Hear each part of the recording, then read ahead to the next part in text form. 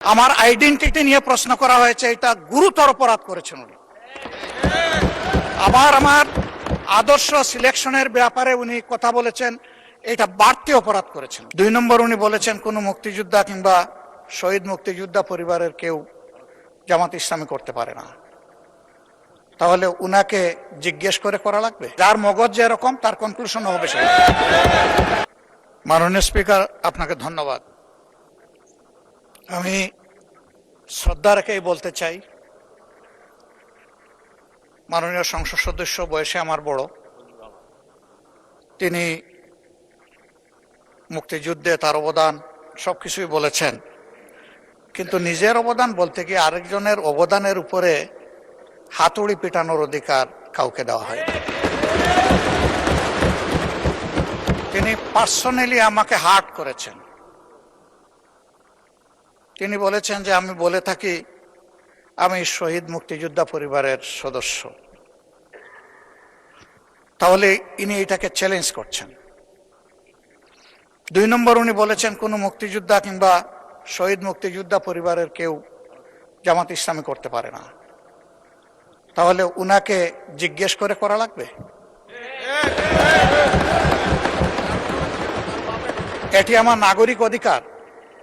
আমি কোন দল করব, কোন আদর্শ আমি অনুসরণ করব, এর উপর হস্তক্ষেপ করার ন্যূনতম কোনো অধিকার রাষ্ট্র কিংবা সংবিধান কাউকে দেয়নি। আমি এটার তীব্র নিন্দা জানাই। আমার আইডেন্টিটি নিয়ে প্রশ্ন করা হয়েছে, এটা গুরুতর অপরাধ করেছেন উনি। আবার আমার আদর্শ সিলেকশনের ব্যাপারে উনি কথা বলেছেন, এটা বাড়তি অপরাধ করেছেন। আমি অনুরোধ করব মাননীয় স্পিকার, তার এই অসংসদীয় অংশটা এখান থেকে যেন এক্সপাঞ্জ করা হয়। শেষে গিয়ে উনি, আমরা খোলা মনে এই সংসদকে ফাংশনিং করার জন্য বর্তমান জ্বালানি অব্যবস্থাপনা সংকট যেটাই বলি, সেইটার ক্ষেত্রে আমরা এগিয়ে এসেছিলাম।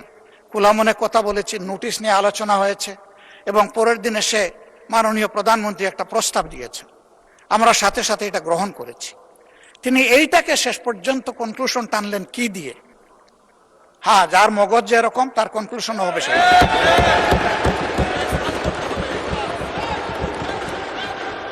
তার মতো একজন প্রবীণ ব্যক্তির কাছ থেকে, রাজনীতিবিদদের কাছ থেকে আমি এই ধরনের আচরণ আশা করিনি। আমরা এখানে প্রথম দিনই বলেছি ভালো কিছু শিখতে এসেছি। কাউকে হিট করা, গালি দেওয়া, এর মাধ্যমে বড় কিছু অর্জন করা যাবে না। কিছু গোলাবাজি হতে পারে বড় জোর, কিন্তু তার চাইতে বেশি কিছু হবে না। আর সাধারণত যুক্তি যখন ফুরিয়ে যায়, মাথা তখন গরম হয়ে যায়। একটা প্রবাদ আছে, রেগে গেলেন তো হেরেই গেলেন। আমরা সবাই মিলে হারতে চাই না, আমরা সবাই মিলে জিততে চাই।